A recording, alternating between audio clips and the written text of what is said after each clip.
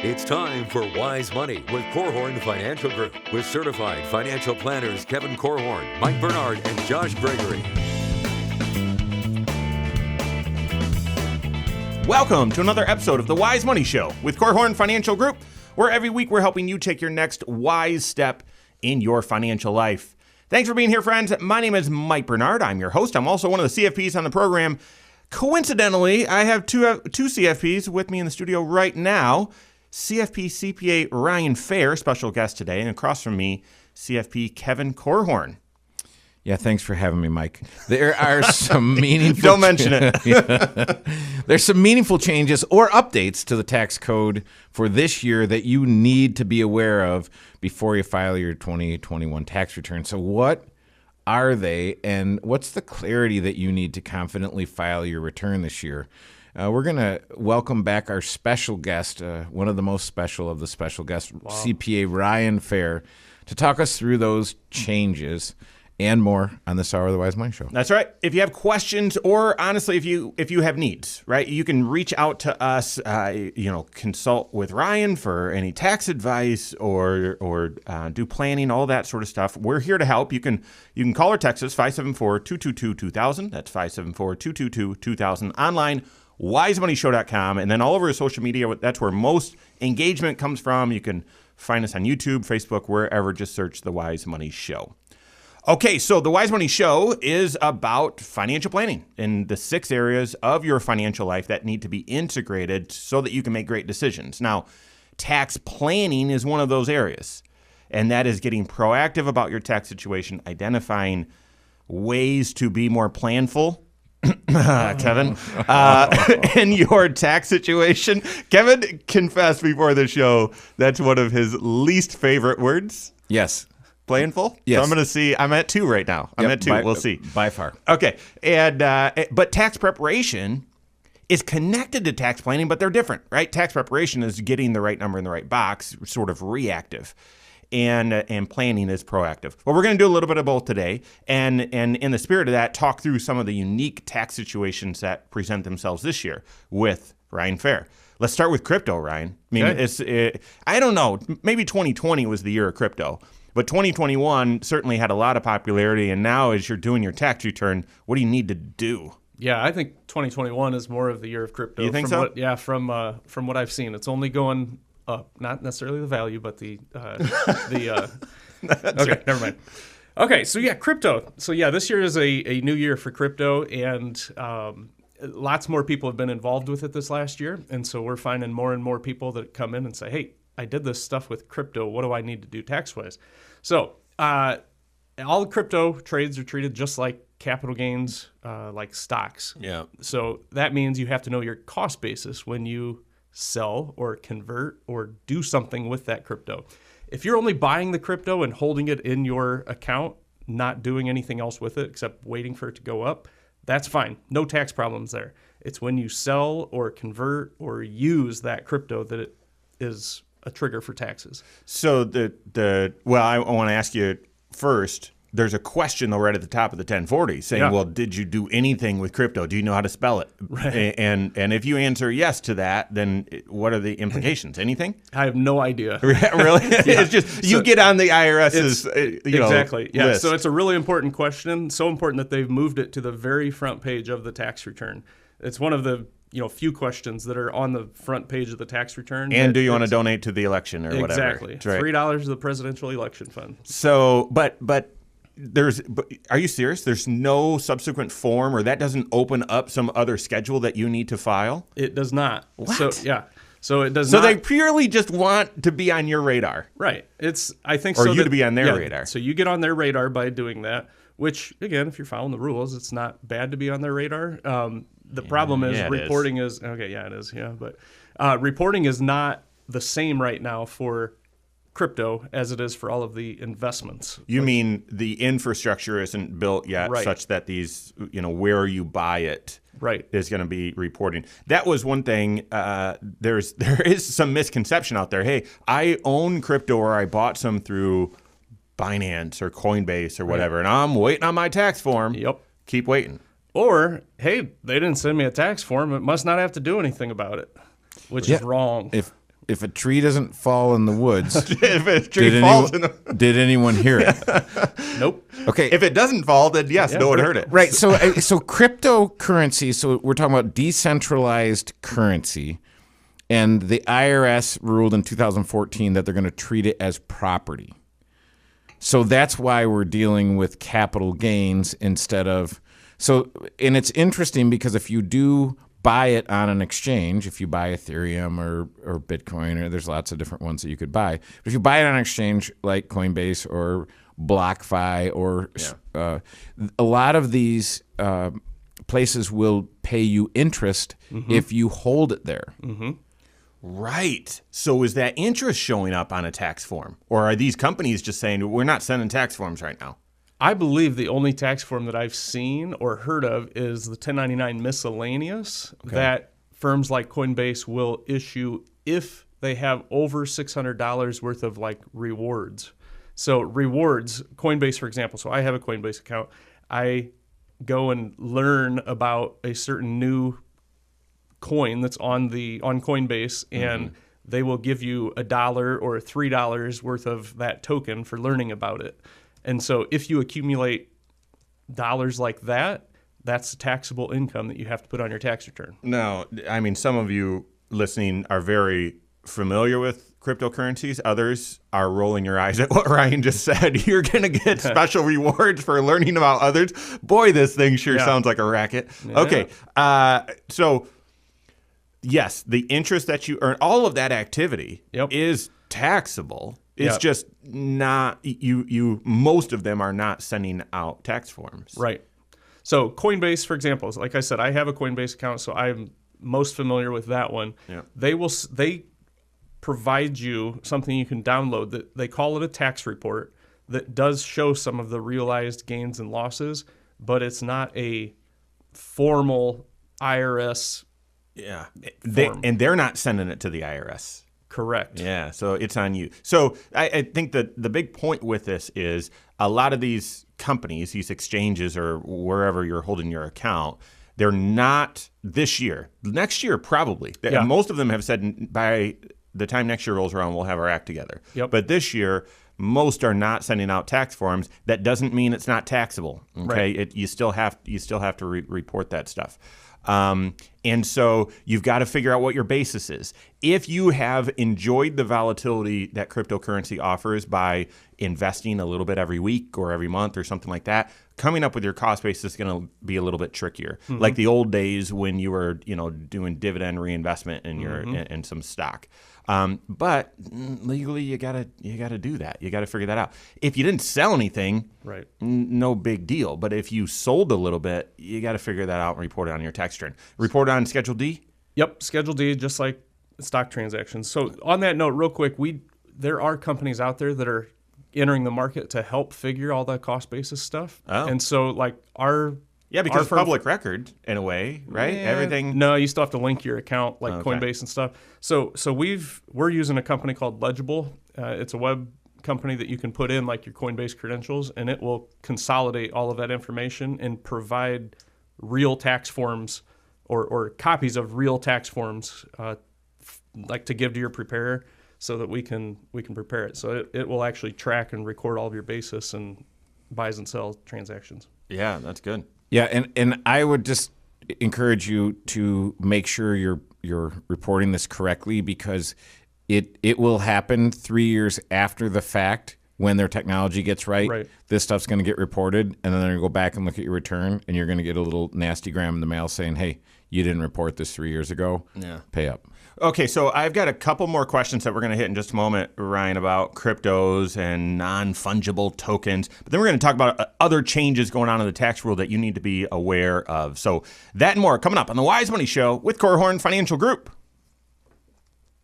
Hello, YouTube. Thanks for being here. This is The Wise Money Show here at The Wise Money Show channel. What you're watching right now is our weekly 1-hour talk show that airs right here, 10 a.m. right on this channel. Also on on a podcast wherever you listen as well at the same time. If you're not into a full lengthy program, then all throughout the week we've got Next Wise Step videos, 7, 8, 9 minutes, something like that, taking one financial situation, applying it directly to your financial life. We've already talked about taxation and cryptos and anything else you're thinking about. We've probably done some content on. So make sure you hit that subscribe button, turn on notifications, and then if you like the content, like that content, and leave comments below. We appreciate it. Thank you. All right. Ready?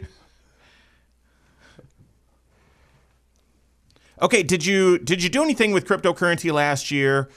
What about repaying a coronavirus-related distribution? There's several tax changes you need to be aware of before you file your return. That's what we're talking about right now. This is the Wise Money Show with Korhorn Financial Group. Thanks for being here. My name is Mike Bernard. With me in the KFG studios, Kevin Korhorn, and special guest, CFP CPA Ryan Fair. Stay up to date on all Wise Money content. Find us online, wisemoneyshow.com, and then all over social media, wherever you're at, we are there as well.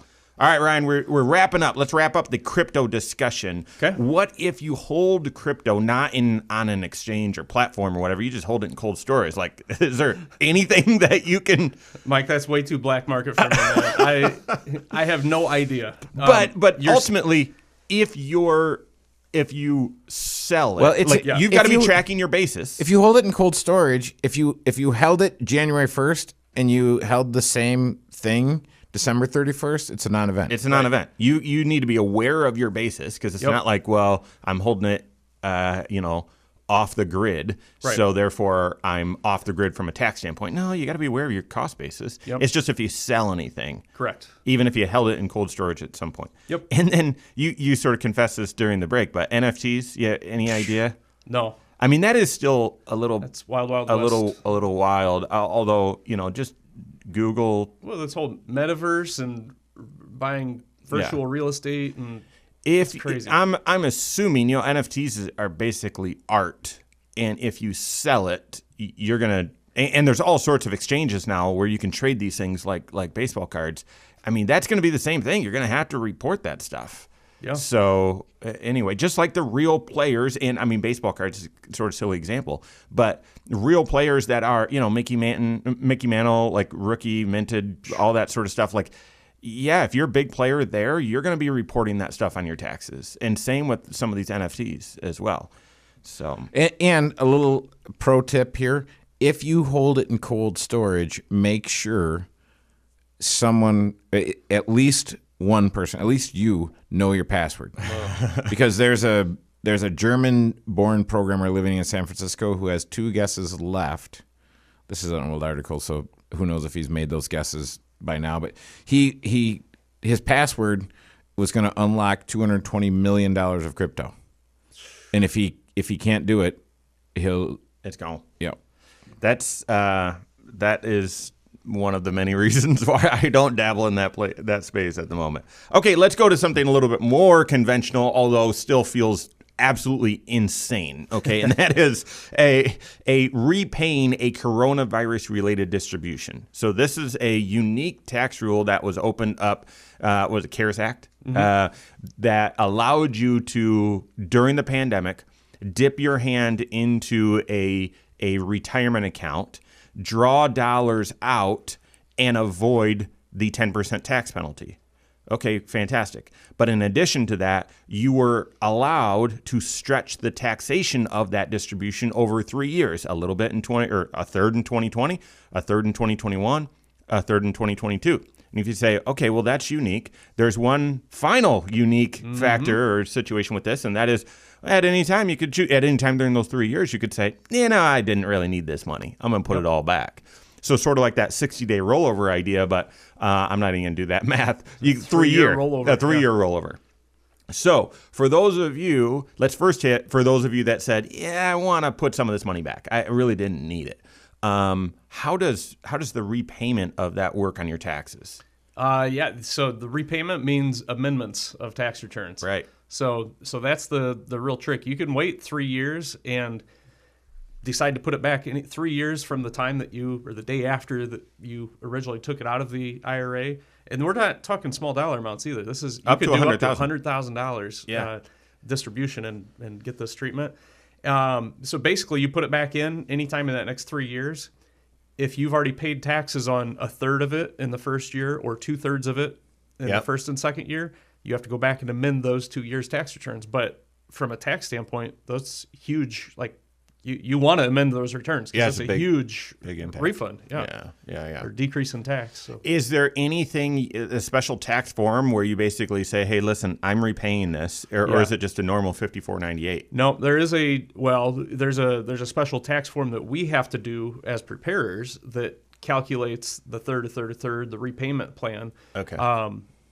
But I don't think there's any special tax forms. Like there's not going to be additional 1099-Rs that are distributed except for that first year. Yeah. So it's all on the taxpayer to know that they need to repay that third. Yep. And Well, listen, so you've got all year, or you've got all year, or is it you've got up until, is it exactly to the day you took the distribution, 3 years? Yes. Okay. Well, so depending on if you did this, of course, if you didn't, then, this is just fun cocktail party discussion. Right. If you did, you've got still likely some time this year to choose to say, I didn't need this money. I will put it back and then amend. If you already put some of it back in 2021, be aware that you're going to need to amend your 2020 return and all that. And all of this you've got to be doing. I would encourage you to be doing tax planning with. Yes. Right. You have to. If you think, hey, maybe I should pay this thing back, the first question is to your CFP to say, hey, what would this look like? Right. Or is this a great use of this cash, or should we do something else, or whatever? And one of the questions you should ask your CFP is, where should I pay it back to? If I took a corona-related distribution out of my 401k, I don't have to put it back in my 401k. That's right. And so I would want to know that and know what my options are.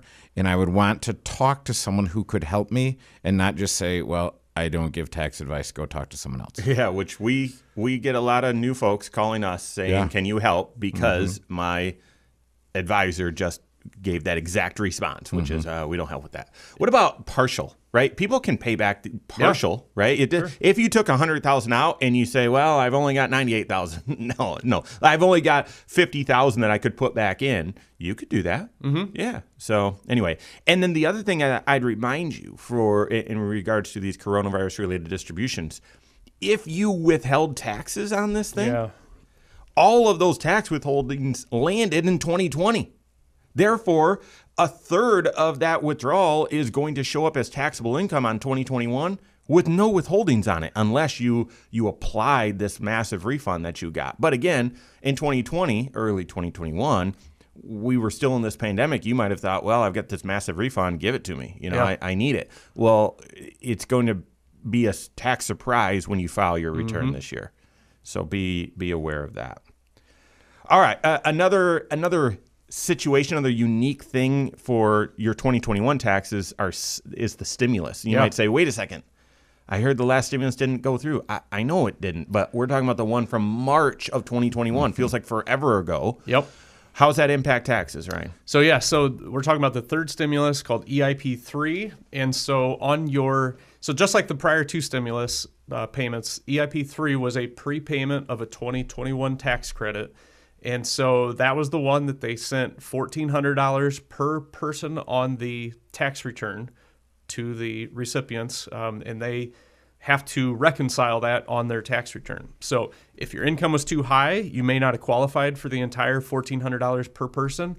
So we do need to know exactly how much you received. And then if your income changed between 20 and 21, when we file your 2021 tax return, if your income went back down, you can qualify for the rest of that $1,400 that you were phased out of the year before. So we got to reconcile it on this tax return. Luckily, the IRS did finally send out letters in early February that told everybody exactly how much they received for the stimulus payment. The only somewhat wild card is they reported it's 2 letters, one to each spouse, that reports half of the stimulus payment on each spouse. Once you receive those letters, you need to double check, make sure that is what you received, and then make sure that you give those letters to your tax preparer with all of your other documents. Several other tax changes you need to be aware of. We're hitting that and more coming up on the Wise Money Show with Korhorn Financial Group. Okay, so if I got money I wasn't entitled to, I don't have to pay it back. We'll If hit I, that too on the air, but yeah. If I didn't get money I was entitled to, I can get that. But and is it going I to delay think your refund? what's that? And is it going to delay your refund again? Probably. Ooh, okay. And I think, dude, you gotta like jump up and down and scream about the letter, because we have to have the letter, right? Right. Yeah. Really? No, they literally 2 days ago was the first letter that 2 days was ago received. from the time we're recording this. Right. From Well, the time we're yeah, recording this. Right. But I mean, but so that's where I'm saying no one would really have an awareness. Oh, hey, I need to make sure when I fill up my shoebox to bring to my accountant, or when I upload my documents, Right. I gotta upload those letters. Right.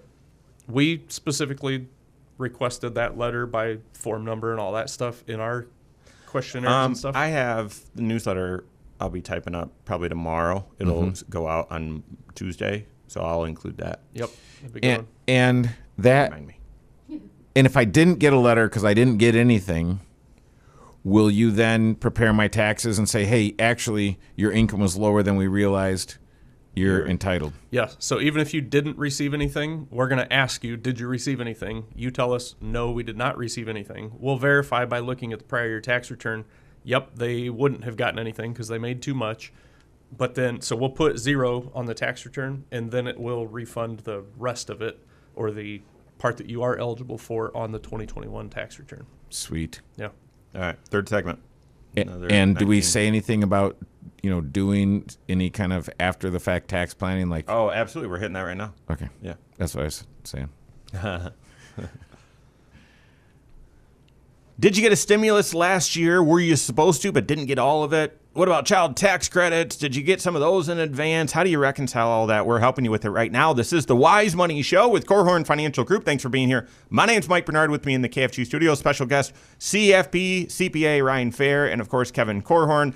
Every episode of the Wise Money Show is on podcast. Wherever you listen, just check us out. Search the Wise Money Show, subscribe to it, and I would ask that you rate the program as well. That we appreciate that feedback, helps other people find us as well. So wherever you listen to podcasts, find a Wise Money Show and rate it there. Okay, so Ryan, we're talking about if you got a stimulus and how that works and all that sort of stuff. And the unique thing that we left off on was if you received a stimulus payment. These stimulus, just by the way, they're tax credits that are paid out to you in advance, depending on if the IRS thinks you're going to be eligible, okay? And that eligibility is based on your previously filed tax return, blah, blah, blah. If you received one, and then when you file your tax return, your income is too high and you actually shouldn't have, you got to pay that thing back? No. Okay. If you didn't receive one or only received a partial, and you file your tax return and that's correct, then what do? You'll get more. No, you talk to your CFP and figure out how can I reduce my adjusted. That was a trick question. questions, man. How Come can on. I reduce my adjusted gross income? Is there anything I can do? Listen, this $1,400 stimulus, I only got $400. Is there anything I can do to get me the rest of it? And you're going to want to sit down with a certified financial planner and say, what options do I have to reduce my adjusted gross income before we file this thing? And one of the most amazing things about filing your tax return is you can actually tell Ryan or state, hey, I will make that contribution to my IRA before April 15, and let's file the return as if I did it already. And in many ways, and now this is I was gonna lead in and intentionally. Oh, no. You can get that refund before April 15 and then take that refund that you received and use that as your money to contribute to your IRA or HSA. You just got to be careful with that this year because millions of dollars of refunds were delayed last year. Yeah, that's where I would not count on that. Right. Because if I'm contributing to something that's going to reduce my income, which is going to increase my stimuli, I'm delaying my refund. So I might even strike that last comment from the record, Mike, and say don't count on your refund to help you fund your IRA contribution. Ryan, as the I'm going to strike that comment from the record, Kevin. Easy, boys, easy. Well, so the IRS had it, let's just say, egg on their face last year for how awful their refund processing was. And they started this tax season by saying, hey, we're going to be awful again, so get ready. Well, but listen, I also think did. it's great. very possible. It's very possible the government and the media are working together, because there have been some media reports out there saying how the IRS has their act together and they're issuing these there's these rocket refunds or these crazy stuff. That hasn't been our experience just yet. No, the commissioner came out and said, last year was terrible. This year's going to be terrible as well. So, and the reason, dude, I'm telling you, the IRS is the Detroit Lions of governmental agencies, and I'm a Lions fan. Okay. Wow. Okay. So, but here's the thing: you might say, well, why? Why is the IRS so bad? Well, listen. You've got all of these tax credits that are being paid out in advance based on some assumptions.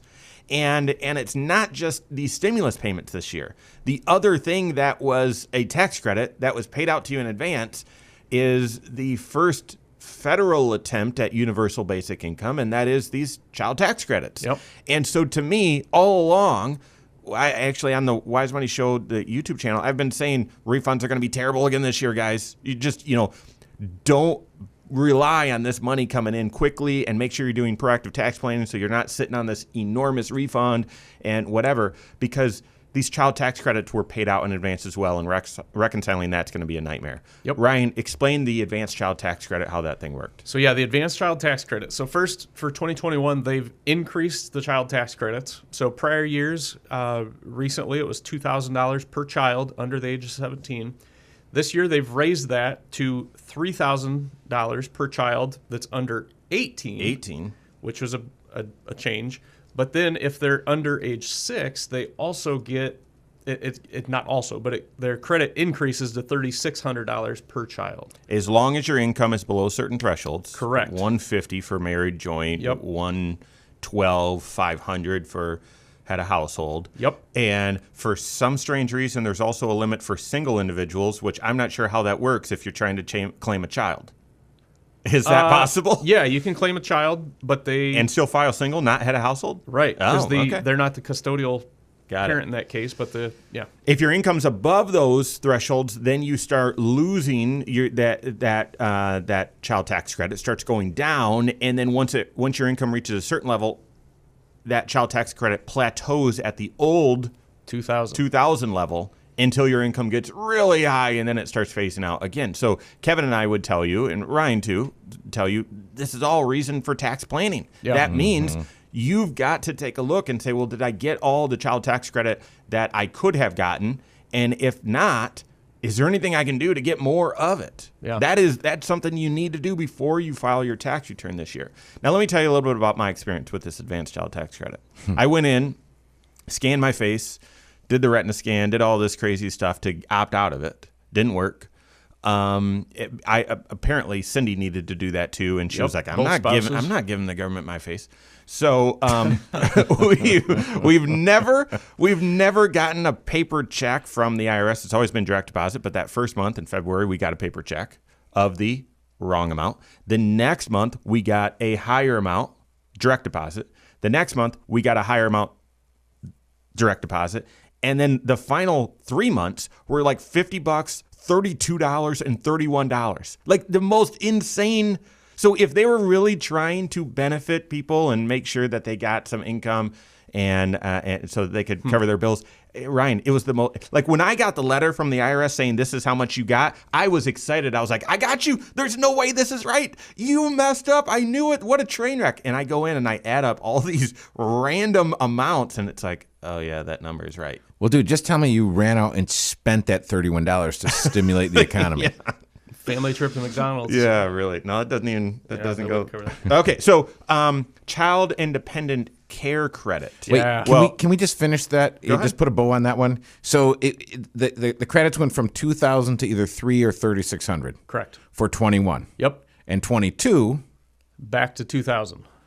Okay. They're going to try and fight it. They've been trying to fight it. It just not hasn't. You mean worked to yet. increase it permanently? To permanently increase it. And I have been on record on the Wise Money Show saying they're gonna permanently keep this in place. And as of now, I am wrong. I still have faith that I will be right. Not because I want them to do it. I think. Well, there's an election coming up though too. I know. We'll see. Yeah. We'll see. Okay. Well, good thing we don't talk about religion or politics. That's right. Okay. Child independent care credit, real quick, Ryan. How's huge. that thing work? So they increased the child independent care credit. So this is the daycare or before and after school care credit. Old rules, meaning 2020, you could use up to $3,000 per child for a single child. $6,000 for 2 or more children. You could use that to calculate your child tax credit. So think of 1 month's worth of childcare.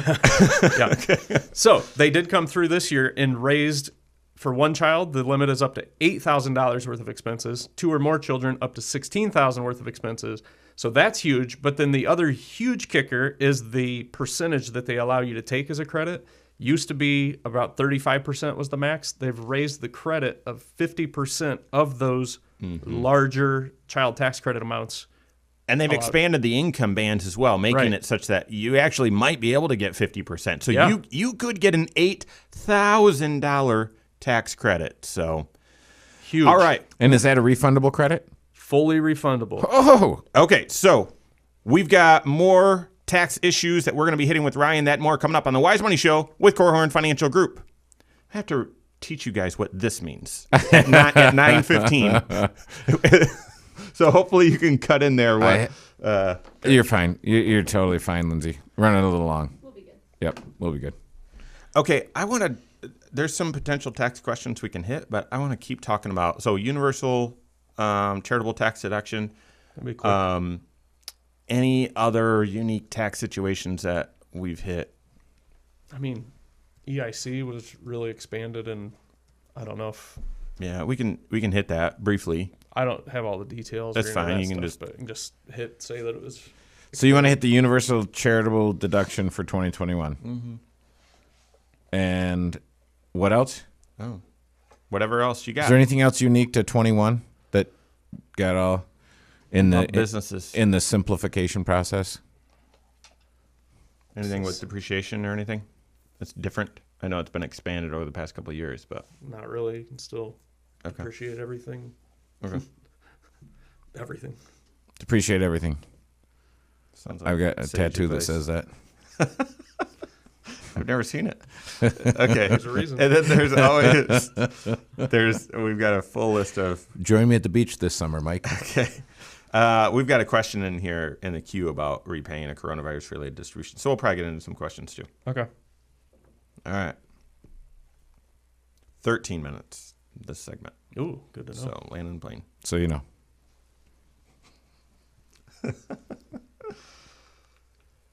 Thanks for being with us today. This is the Wise Money Show with Korhorn Financial Group. My name is Mike Bernard. With me in the KFG studios, Kevin Korhorn, and special guest, CFP CPA Ryan Fair. We've been talking through some various tax questions. He's been helping with that. Every episode of the Wise Money Show is on the YouTube channel. Go check it out. Lots of other content there as well. So go to YouTube, search the Wise Money Show, and follow us there. And you can, add comments there, questions. Lots of people do. When you ask those questions, they come into a question bank queue, which I'm hoping to hit some here in this segment, so we'll see. Let's start, Ryan, with a couple other tax changes or things that people need to be aware of before they file their return. And there's 2021 is the last year for this universal charitable tax deduction as well, right? Yeah, so they added it for the 2020 tax return where they allowed you to take up to $300 worth of charitable deduction, even if you did not itemize your deductions. So with the increased standard deduction, many people or most people don't itemize deductions anymore. And so this was kind of an extra kicker that they allowed people to deduct up to $300 even if you didn't itemize. So 2021, they changed that a little bit. They increased it for joint returns where you can do up to $600 worth of charitable contribution and deduct that even if you don't itemize deductions. So it's still $300 for single, up to $600 for married returns. And they moved the place where that deduction is on your tax return. Right. So They moved it back over to the by the standard deduction amount instead of on the front page like it was. For most of you, we've talked about this several times on the Wise Money Show. That's not a. I mean, if you did that and there's no other tax planning around it, make sure you're capturing that deduction. But if you're charitably inclined, you're going to want to work with your CFP on what are the best ways to make those charitable donations. I know you're not making those charitable donations just for the taxes. I know that. But I also know that you're likely a better steward of those resources than the IRS. Therefore, be as planful, that's 3, as possible when you're making your charitable contributions. Speaking of, Ryan, I'm going to put you on the hot seat here. Okay. Volunteer miles. Yeah. That does not count for the 3 and 600 thing, if that's where you're going. But so no, the 3 and 600, that is an important distinction that I didn't talk about. That's only like cash and check contributions. So it's not going to Goodwill and donating goods, and it's not for charitable mileage. But yeah, if you itemize your deductions on Schedule A, you can deduct charitable miles driven. Okay. So I deduct that on my federal return, Yep. not my state. Correct. Yeah. But if part of the 600 was in Indiana was 400 given to a college, Yeah. then I do get the 50% credit on the state. Yes. Nice. You But can- you have to reduce your federal by that credit. No way. Yep. Really? Yeah. So if you donate $100 to Bethel or a university in Indiana, you get so what did I say? You donate $100, you get a $50 credit. You have to reduce your federal charitable contribution by $50. By 50, not by the full 100. Right, not the whole 100, just the 50 interesting. that you get back. Yeah. It's so simple. Okay, so I know the YouTube audience watches there all across the United States. On the radio here, it's Indiana, Michigan, and I'll tell you, I mean, what is it? Maybe 50 to 100 returns a year where we're catching issues that prior returns or prior preparers made when they were trying to reconcile. Well, I live in one state, but I work in another. I mean. It's just that can be confusing, and it's often a very fun mistake to catch because you did it on TurboTax or you did it yourself or you went to someone that was in the neighborhood and was just going to charge you $100 to do your return. They're gonna make this mistake. Right. And so if you find that mistake, you likely can go back 3 years. So the moral of the story is if you live in one state and work in another, make sure you're getting great help and even ask your tax preparer, hey, can you help me understand this? And I just need to know that it was handled properly. Yeah, for sure. And think about those kiddos of yours, those young adult kids that are filing their taxes for the first time or something like that, and they might have that issue and whatever and had some withholdings, but they really don't owe that tax, blah, blah, blah. So anything else from a tax standpoint that would be helpful to hit or any changes? One that I've seen, the IRS broadened their earned income credit again for this year. And so they've expanded that to include more people and include higher income limitations. So more people are getting more earned income credit. It's geared towards the lower income families with children, but now they've increased it. So even if you don't have children, you can qualify for it. And it's just an incentive to get out and work, have earnings. Yeah. All right, let's jump into the question bank here. Again, got a comment question from Jack on the YouTube channel. This is a couple months ago, but we've sort of hit it already. Let's go into it. Here's what he asked. Where would someone go to repay the money borrowed from a coronavirus-related distribution? There's really no notes on the procedure from the IRS how to pay it back. Every website gives you 3 options, but it ends there. No one's talking about this. Thank you, and great episode. So, Kevin, this touches on what you brought up earlier about, well, where can you withdrew the money from one account, you can redeposit it into another like-kind tax-sheltered account. Yeah, if you withdrew it from your 401k, I mean, here's a scenario. I withdrew it from my 401k and I don't work at that company anymore. Right. And that 401k isn't even open. So I withdrew it from my 401k. I put it back into an IRA. Mm-hmm. Now, as soon as I did that, I also said to my tax preparer, hey, can you amend my returns? Yeah. Because my returns illustrated that I actually took the money out. Yeah, I mean, the other thing is, but be aware, you can't take that money out of your 401k or your IRA and put it back into your Roth IRA. Right. If you could, I'm going to have you manage my money because that would be pretty sneaky. Right. No, that's a two-step process, right? You Yeah. put it back into your traditional IRA and then convert it if Yeah. that's what you want to do. Right.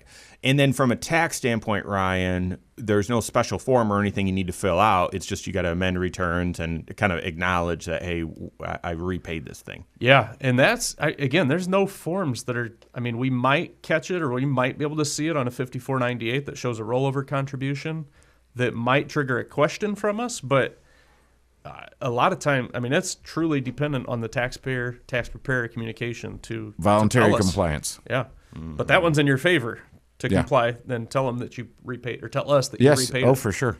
For sure. Because the interesting thing is, Mike, I just started geeking out when you were talking about this. So if I took the money, I have that effect on people. if I took the money and put it back in my traditional IRA, and I would rather pay taxes in this year versus the year that I took it out, then I convert it and bring the tax bill. Interesting. Here. Yeah, right. Yeah. That's some of the creative. I mean, we've shared before, so this should be no surprise. When you're doing tax planning, you need a multi-year tax projection at this point. Not because we can accurately predict everything that's going to happen with the tax code out there in the future, but we can make some pretty good assumptions about what's going to happen with your income over the next couple of years. And based on that sometimes can reveal, oh, yeah. Let's invite some income into this upcoming year or this next year. That'd be a good year to pay some tax because this other income's going away or what have you. So do that tax planning. Tax planning. And one of my roles here at Korhorn Financial Group is to meet with new clients, people that want to start working with the firm. And there are 6 areas of financial planning. Tax planning is one of them. And I would say 9.5 out of 10 people that I ask, who helps you with your tax planning? It's the kind of the deer in the headlights stare, like, well, we get our taxes prepared. And that's important too for compliance purposes, but the tax planning is crucial. All right, Ryan, I'm going to stump you. I don't crack my knuckles, but if I did, you'd be hearing, yeah, I got you. Okay. All right, so this one came in a while ago. I've been keeping it in the holster for just for this such occasion. Bring it. So my brother and I inherited Mom's house 6 years ago. Okay. Okay. Chew on that. Got it. He's lived there for 6 years. Okay. When we sell it, will I owe capital gains? My goodness. Wow. Like, that is a Rubik's Cube. Number one, listen, if you and your brother inherited a house from Mom and he's going to live there, get your name off of that thing. It's brother's house. Have your brother buy it out. I know, but a lot of times the brother that's living in Mom's house May not have the resources Yep. or the credit or whatever to get. So not all the time, but that's quite. So let's talk about what happened there. When I inherit a house, whatever Mom's basis was, so Mom paid $10,000 for the house that was worth $150 when she died. When she died, there's a step up in basis. Mm-hmm. So my basis now in the Mom's basis was $10,000. Because I inherited it from her, I get the step up in basis. My basis is Mom's date of death value on the house, $150. yeah. So from 6 years ago, the house. Well, let me guess. For 5 years, it was worth 150, 150, 150, 150, Yeah. 150, 450,000. I saw a stat that in the month of November 2021, there were no houses in the United States that sold for less than $200,000. Now, I have no idea if that's a source. I read That's it on impossible. Twitter. No, I'm just kidding. I didn't read it on Twitter. But from a credible source, No. crazy. Not No true. way. Yeah. Not Okay. fake news. So, brother owns half the house. Assume there's an increase. Brother would have to report capital gains on that half, I right? sure think so. He hasn't been living in it. So brother that's been living in it can claim the exemption, right? I've lived in it for 2 out of the past 5 years, and therefore I can exclude up to $250,000 of capital gain. The one that's not living there, that's what I'm sticking with. That's what my gut would say. Yeah, I'm quit claiming. Yeah, that's That's a gift, though. You still have to file a gift tax return, but that would be Well, okay, so Yeah. go into that. Don't 'cause look a gift house on the mouth. gift house in the Horse. mouth. Wow. Oh, it's sorry. Gift house. Get it? Oh yes. Okay. Come on, Mike. Even worse. No kidding. Okay. So we don't Very even have funny. time to get into another question. So Kevin, just share what you just said sort of under Yeah. your breath. Brother could gift his half of the house to other brother. Yes. Yeah. This is a time where creativity is required because we don't know if the house is in a market where there's amazing appreciation, then you might want to figure out a way to hop on one foot, pat your head, and rub your belly, and try to avoid paying any kind of taxes. Brother that didn't live there quit claiming the deed to brother that did, or his portion thereof might be part of the solution, and it's more complicated than that.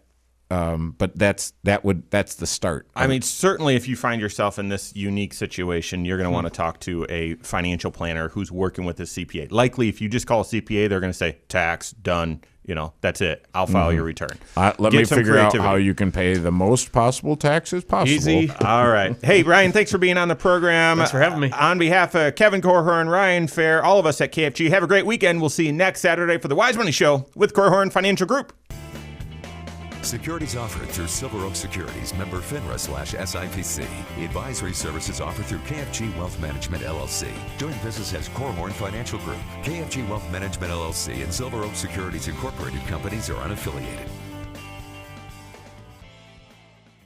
Good show. It's a wrap. Gift house. I can't. That one stuck right by Yeah, me. I was I know like, it I just say did. house.